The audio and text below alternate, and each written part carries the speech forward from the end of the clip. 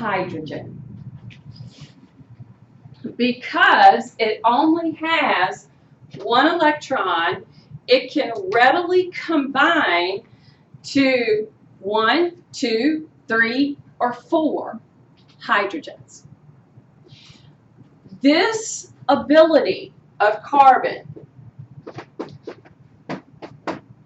all right, and being able to do that, if carbon has 4, and if hydrogen brings in an electron, electron, electron, electron, I now have 8 in my outer shell. Does everybody see that? That atom is now happy. And therefore, this structure, this ability to readily combine, is the reason that our biological molecules, carbohydrates, fats, proteins, have this structure. And if they are our biological molecules, they are making up our cells.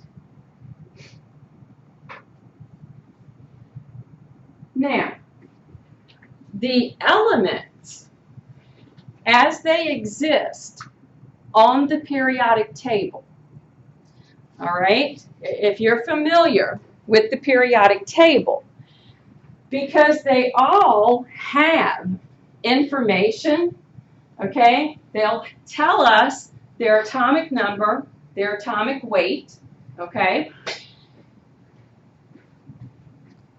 These elements that exist on the periodic table have isotopes, okay? Iso means the same, but there's a little bit of difference in some of their particles, their subatomic particles. For the most part, the isotope of an element is radioactive. For example, have you ever heard of carbon-14, C14? Okay? Ever heard? Yeah. Victoria, how have you heard about it? Isn't it like, say like fossils and stuff from like back in time? Yes, exactly. It's called carbon dating. And they use the little, because with radioactive materials, it has a half-life, and they kind of know that, and they use it to determine how old something might be. Now let's kind of take a peek at carbon-14 versus carbon-12. So if I have carbon-14, that is the part that's different. The atomic number did not change. So I still have 6 protons, 6 neutrons, 6 electrons, but now how many neutrons do I have? John? 8. So in the nucleus, I would have 6 protons, 8 neutrons. That made it radioactive. And that would not be the chemical basis of life, because we're not radioactive. So an isotope is where our number is the same, but the neutrons change. And that makes it a different form. When we look at hydrogen, what we see on the periodic table is that number 1, okay, But we also have some different forms of hydrogen that exist, and they're simply isotopes. Their number of neutrons are different. Every element, almost every element on the periodic table has this ability. It exists in this way. What you see on the periodic table is an average for that particular element.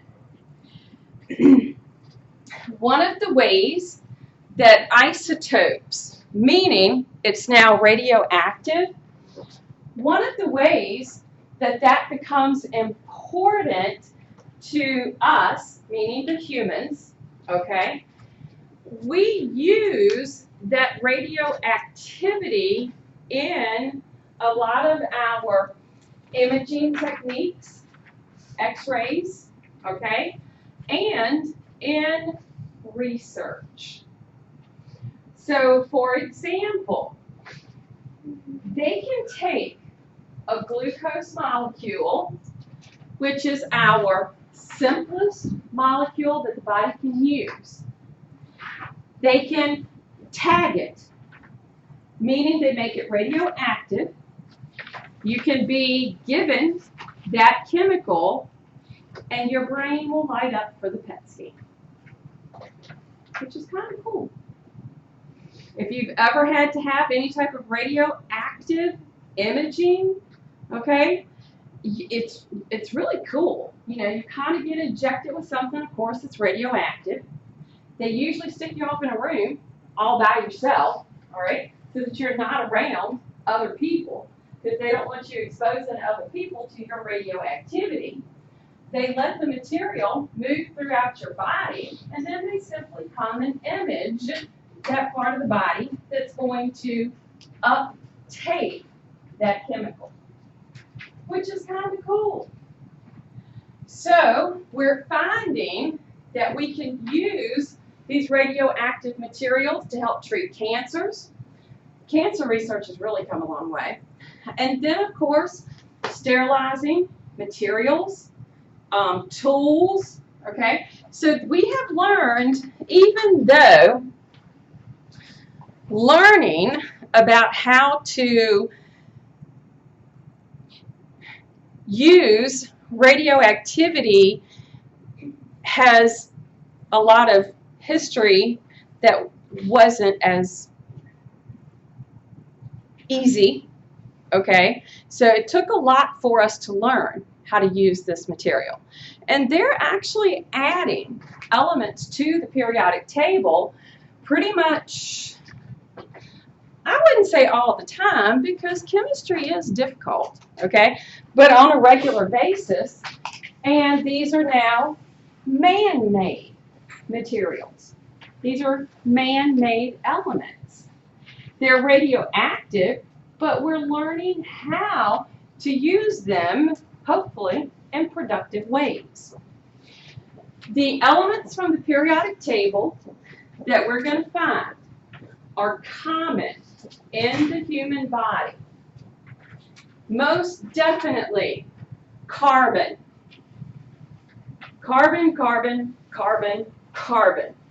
If we look at the makeup of the human body, carbon is making up 18% of the body.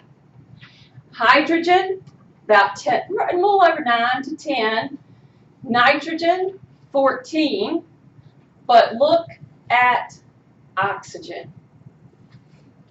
What do you notice about the body percentage for oxygen? That's the majority. If you see oxygen, 65%.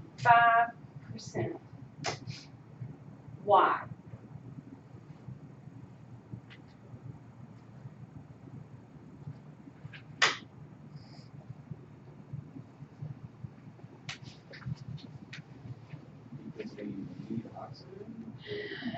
For what? Okay. breathe. We've got to do a bunch of stuff. Okay, I like that answer. All right? Yes. Oh, my goodness.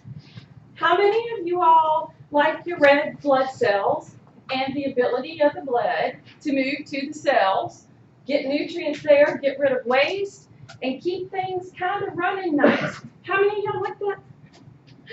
I do. All right, I do.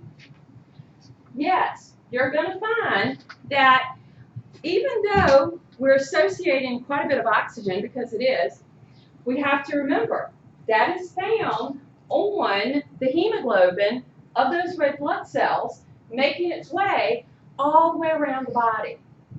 One red blood cell, as it leaves the heart, in 1 minute has returned back to the heart to start the process all over again. It is so cool. Think about that. So, when we begin to look at the majority of the elements that make us up, hydrogen, carbon, nitrogen, oxygen, and then let's take a peek at the other ones. Sodium, magnesium, phosphorus, potassium, calcium, iron. Even though they are in very small amounts, guess what? And I love that because, you know, which my grandchildren are a little older now, but as they were coming along, my granddaughter, she used to always go, and guess what, Grandma? And before I could answer, you know, she's kind of giving me the answer. That's when it's so cute, you know. And so, guess what?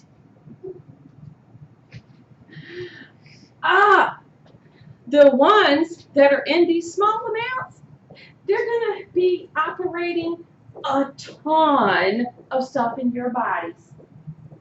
All right? One of the two systems that's going to control your body, the nervous system, heavily dependent on these ions. Your muscular system, heavily dependent on these ions. It's so cool. So, when we begin to look at our structure of molecules, yes, carbon, hydrogen, nitrogen, oxygen. They're going to make up a lot of those biological molecules. But to get those biological molecules to work correctly, we need the ions. Those potassiums, magnesiums, calciums, phosphorus, we need those. So that's where we're going to hopefully begin to put a lot of our focus. So, these elements that exist on the periodic table, except for the noble gases. Is everybody familiar with what might be a noble gas? Can anybody give me an example of a noble gas? Kevin? Xenon. Xenon, okay. Radon, helium. Do y'all remember those? Okay. Neon, one of the ones I like the best. All right. All other elements have the ability to combine based on their electrons. Now, when we look at the periodic table,